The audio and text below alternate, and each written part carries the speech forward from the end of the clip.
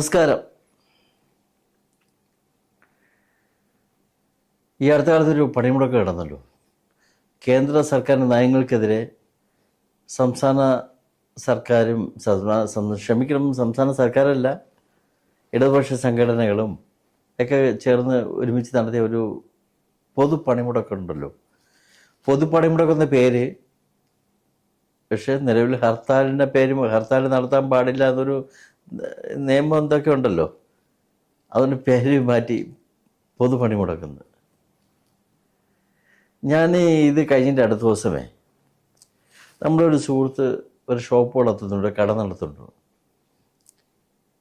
അദ്ദേഹം ഒരു രാഷ്ട്രീയ പാർട്ടിയുടെ ചായവില്ലാത്തൊരു കക്ഷിയാണ്, ഒന്നിനോടും ചായവില്ല. അദ്ദേഹത്തിൻ്റെ രീതി. അദ്ദേഹം എന്നോട് പറഞ്ഞിട്ടുണ്ട്, ഇലക്ഷൻ ഞാൻ ചോദിച്ചിട്ടുണ്ട് ആർക്ക് വോട്ട് ചെയ്യുമെന്ന് ചോദിച്ചിട്ടുള്ളപ്പോൾ അദ്ദേഹം പറയുന്നത്, നല്ല സ്ഥാനാർത്ഥി ആരാണോ സ്ഥാനാർത്ഥികളെ നോക്കി അങ്ങ് വോട്ട് ചെയ്യും. അദ്ദേഹം പണ്ടുതൊട്ട് അങ്ങനെയാണ്. അപ്പം ഞാൻ അദ്ദേഹത്തിൻ്റെ ഈ ഹർത്താലിൻ്റെ അടുത്ത ദിവസം ഞാൻ ചോദിച്ചു, ഇന്നലെ നിങ്ങൾ രാഷ്ട്രീയ പാർട്ടിയോടൊന്നും ചായവില്ലല്ലോ, അപ്പം നിങ്ങളെന്താ കട തുറക്കാത്തത്? അയ്യോ സുഹൃത്തെ, കട തുറന്നിട്ട് വേണം ഇനി നടത്തുന്ന സംഘടനകൾ വന്നിട്ട് കട ആക്രമിച്ച് ഇവിടെയൊക്കെ നശിപ്പിച്ച് എൻ്റെ ലക്ഷങ്ങളാണ് പോകുന്നത്. ഒരു ദിവസം അടച്ചിട്ട് ഇരുന്നാൽ അടുത്ത ദിവസം കച്ചവടം നഷ്ടപ്പെടുന്നതല്ലേ ഉള്ളൂ, എനിക്ക് നഷ്ടം സംഭവിക്കില്ലല്ലോ. നഷ്ടമാണ്, ഒരു ദിവസത്തെ കച്ചവടം നഷ്ടമാണ്, എങ്കിലും സാധനങ്ങളൊന്നും പോകത്തില്ലല്ലോ, മനസ്സമാധാനം കിട്ടുമല്ലോ. അപ്പം ഞാൻ ശരിക്കും ചിന്തിക്കുകയാണ്, ശരിയാണ്. ഇവിടെ ഏത് രാഷ്ട്രീയ പാർട്ടി നടത്തിയിരുന്നാലും, ഏത് രാഷ്ട്രീയ പാർട്ടി പൊതുപണിമുടക്ക് നടത്തിയിരുന്നാലും ആരും പാർട്ടിയോടുള്ള അനുഭാവം കൊണ്ടൊന്നും അല്ല അവർ കട തുറക്കാത്തതും ജോലിയുള്ളൊരു ജോലിക്ക് പോകാത്തതും, ഭയന്നിട്ടാണ്. ഞാൻ നേരത്തെ പറഞ്ഞ സുഹൃത്ത് പറഞ്ഞതുപോലെ ഇതിന് മനസ്സമാധാനം വേണം, ഒന്നും നഷ്ടം വരത്തില്ലല്ലോ. ഒരു ദിവസം അടച്ചിട്ടുന്ന നമുക്കൊരു ലാഭം കിട്ടത്തില്ല, അത്രയല്ലേ ഉള്ളൂ. മനസ്സമാധാനം നഷ്ടപ്പെട്ടില്ലല്ലോ. സമൂഹം ഭയന്നിട്ടാണ് വീടിന് പുറത്തിറങ്ങാതിരിക്കുന്നത്. അല്ലാതെ ഇത് ചെയ്യുന്ന രാഷ്ട്രീയ പാർട്ടിയുള്ള സ്നേഹമോ ഭയഭക്തി ബഹുമാനമോ ഒന്നുമല്ല. ഇങ്ങനെയാണോ പണിമുടക്ക് നടത്തേണ്ടത്? ഒരാൾ കട തുറന്നു വച്ചാൽ, ഈ പണിമുടക്ക് ദിവസം കട തുറന്നു വച്ചാൽ അദ്ദേഹത്തിന് ഭീഷണി. ഇപ്പോഴും അങ്ങനെ സംഭവിച്ചു, പത്രത്തിലൊക്കെ കിടക്കുന്നുണ്ട്, ഭീഷണിപ്പെടുത്തി കട അടപ്പിച്ചു എന്നൊക്കെ. എന്തിനാണ്? ഈ രാഷ്ട്രീയ പാർട്ടിയുടെ ചായ ഉള്ളവർ വേണമെങ്കിൽ തുറക്കാതിരിക്കട്ടെ, അല്ലാത്തവർ തുറക്കട്ടെ. എന്തിനാണ് ഇങ്ങനെയൊക്കെ? ജോലിക്ക് പോകാൻ പേടിയാണ്, അവിടെ ചെന്നാൽ ഈ സമരാനുകൂലികൾ തടഞ്ഞ് പ്രശ്നം ഉണ്ടാക്കുവാണ്, അതവർക്ക് ഭയം. ഉദ്യോഗസ്ഥരാണ്, ജോലിക്ക് പോകത്തില്ല. ഒരു മനസ്സമാനത്തോടെ വീട്ടിൽ കിടക്കാമല്ലോ, അവിടെ ഇനി ജോലിക്ക് പോയി എന്തിനും പ്രശ്നം ഉണ്ടാക്കുന്നു.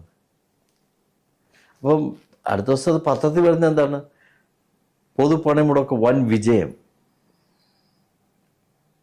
ആത്മാർത്ഥമായിട്ട് ചോദിക്കുകയാണ്, വിജയമാണോ ഇതൊക്കെ? പേടിപ്പിച്ചും ഭീഷണിപ്പെടുത്തിയുമാണോ പണിമുടക്ക് നടത്തേണ്ടത്? കേന്ദ്ര നയങ്ങൾക്കെതിരാണെങ്കിൽ അവർ ആ നയങ്ങൾക്കെതിരായിട്ടുള്ളവർ ആ രീതിയിൽ സമരം ചെയ്യട്ടെ. ഭീഷണിപ്പെടുത്തിയും എന്താ പറയുക, എനിക്കറിയില്ല എന്ത് വാക്കുകൾ ഉപയോഗിക്കണമെന്ന്. ശരിക്കും ഈ കേന്ദ്ര നയങ്ങൾക്കെതിരെ എന്ന് പറഞ്ഞുകൊണ്ട് സമരം ചെയ്തു. നഷ്ടം മാർക്കാണ്. കേന്ദ്ര സർക്കാരിനും നഷ്ടം വരും, ടാക്സിൻ്റെ എണ്ണത്തിലൊക്കെ നഷ്ടം വരും. സംസ്ഥാന ഗവൺമെൻറ് നഷ്ടം വരത്തില്ലേ? സംസ്ഥാന ഗവൺമെൻറ്റിനാണ് നല്ല നഷ്ടം വരുന്നത്. അപ്പം സർക്കാർ എന്തുകൊണ്ടത് അതിനെതിരെ? സർക്കാരിന് ഇപ്പം കേരള സർക്കാരിന് ഭയങ്കര സാമ്പത്തിക ബുദ്ധിമുട്ടെന്നും പറയുന്നു. അതിൻ്റെ ഇടയിൽ കൂടെയാണ് ഇങ്ങനെയൊക്കെ ചെയ്യുന്നത്. ഇന്ന് ഒരു ദിവസം കൊണ്ട് അവരിങ്ങനെയൊക്കെ മൊത്തം അടച്ചിട്ട് പ്രതിഷേധിച്ചുകൊണ്ട് കേന്ദ്ര നയം മാറ്റുമോ? ഇല്ലല്ലോ. അപ്പം കേന്ദ്രത്തിൽ ഏത് പാർട്ടി ഇരുന്നാലും എതിർ പാർട്ടികൾ ഒരു സമരം ചെയ്യുന്ന ഒറ്റ ദിവസം കൊണ്ടൊന്നും ഒന്നും മാറ്റാനൊന്നും പോകുന്നില്ല. പിന്നെ എന്തിനാണ് പൊതുജനങ്ങളെ ബുദ്ധിമുട്ടിപ്പിച്ചുകൊണ്ട് ഈ സമരങ്ങളൊക്കെ ചെയ്യുന്നത്? ഇതാണോ സമരം? ഭീഷണിപ്പെടുത്തി എന്തു പറയാൻ? സമരമൊക്കെ വൻ പരാജയമാണ്.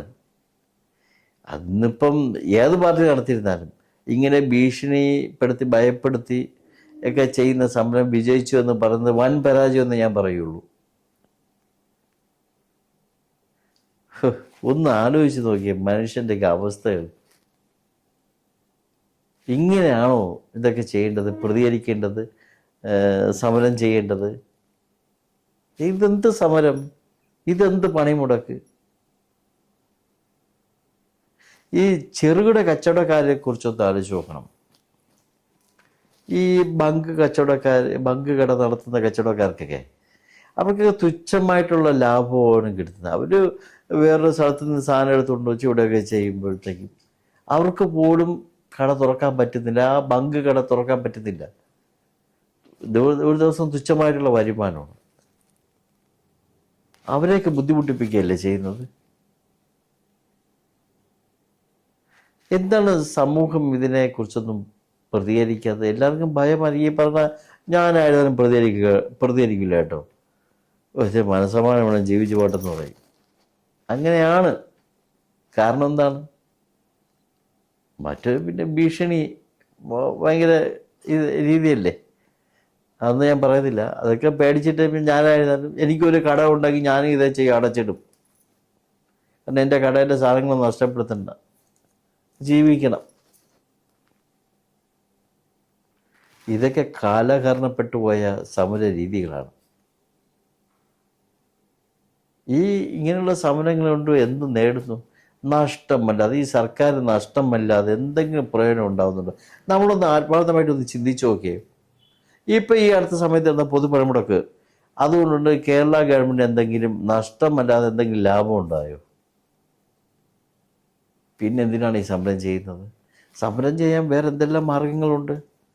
ഈ കേന്ദ്ര നയത്തിനെതിരെ ഈ സംസ്ഥാനത്ത് കിടന്ന് നിലവിളി കൂട്ടിയിട്ട് സർക്കാരിൻ്റെ ടാക്സ് ഇനത്തെക്കുറിച്ച് നഷ്ടം വരുത്തുക എന്നല്ലാതെ എന്തെങ്കിലും പ്രയോജനമുണ്ടോ?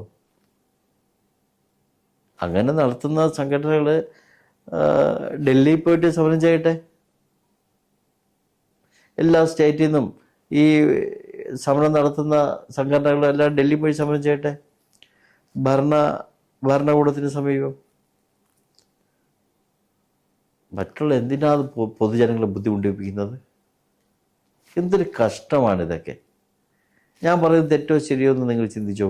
ഇപ്പം ഈ സമരാനുകൂലികളൊക്കെ എന്നെ തെറി വിളിക്കും. ഞാൻ രാഷ്ട്രീയത്തിനെതിരെ അല്ല പറയുന്നത്, ഈ സമര രീതിയോടാണ് ഞാൻ പറയുന്നത്. പൊതുജനങ്ങളെ ബുദ്ധിമുട്ടിച്ചുകൊണ്ടുള്ള ഈ സമര രീതിയോടാണ് പറയുന്നത്. അത് എല്ലാ രാഷ്ട്രീയ പാർട്ടികളും നടത്തും. ഒരു പാർട്ടി എന്നല്ല, എല്ലാ പാർട്ടികളും നടത്തും. ആ രീതിയെക്കുറിച്ചാണ് ആ രീതിക്കെതിരായിട്ടാണ് ഞാൻ പറയുന്നത്. നിങ്ങളൊന്ന് ചിന്തിച്ച് നോക്കിയേ ഞാൻ പറയുന്നത് തെറ്റോ ശരിയോ എന്ന്.